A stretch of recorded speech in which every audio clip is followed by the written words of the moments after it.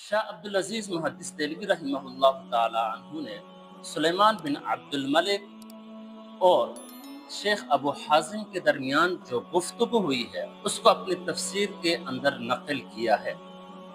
वो गुफ्तगू क्या है वो जरा सुन लीजिएगा। सुलेमान बिन अब्दुल मलिक हज के अरस से अपने दारुल खुलाफा शाम से मक्का मुकर्रमा गए और मदीना तैयबा में शेख अबू हाजिम से उनकी मुलाकात हुई। सुलेमान बिन अब्दुल मलिक ने शेख अबू हाजिम से पूछा, कल क़यामत के दिन बंदों की अल्लाह ताला से मुलाकात की कैफियत क्या होगी, सूरत क्या होगी? शेख अबू हाजिम ने जवाब में कहा कि अगर बंदा नेक है और नेक काम करके किया है तो उसकी मुलाकात की सूरत ये होगी जैसा कोई आदमी बहुत अरसा अपने घर से अपने वतन से दूर रहा हो, वहाँ बहुत सारा माल सामान इकट्ठा किया हो और वहाँ से अब वो अपने वतन अपने घर की तरफ रवाना हुआ हो।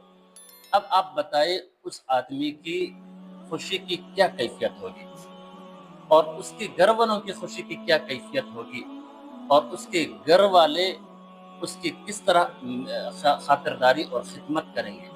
अगर बंदा गुनाहगार है, बदकार है, बदकारी करके किया है, उसकी मुलाकात की सूरत ये होगी जैसे कोई गुलाम अपनी आका से भाग जाए चोरी करके और आका उसके पीछे सिपाही लगा दिए हो और सिपाही उस गुलाम को पकड़कर हाथों में हथकड़ियां लगा के और गले में तोक डाल के अगर आका के सामने लेकर हाजिर हो जाए।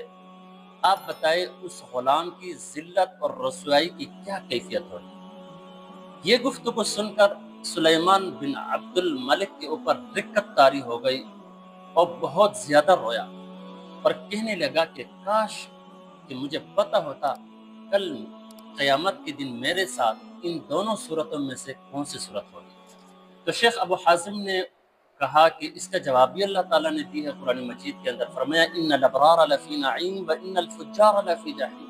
आप हर वक्त हर रात को अपने आप का मुहासिबा किया करो कि आप इबरार के अंदर शामिल है या फुज्जार के अंदर शामिल है। ये जवाब सुनकर सुलेमान बिन अब्दुल मलिक ने कहा, अगर हमारा अंजाम हमारे अमाल के एतबार से है तो फिर अल्लाह की रहमत किधर है। तो इसका जवाब शेख अबू हाजिम ने ये दिया कि इन्ना रहमतल्लाहि करीबुम मिनल मुहसिनीन। सुलेमान बिन अब्दुल मलिक वहाँ से उठ खड़े हुए और ये कहकर जाने लगे कि आपकी गुफ्तगू और आपकी बातें सुनने की ताकत मेरे अंदर नहीं है। अगर आपको ये वीडियो अच्छी लगे तो लाइक, शेयर, सब्सक्राइब करना ना भूलिएगा। अल्लाह हाफ़िज़।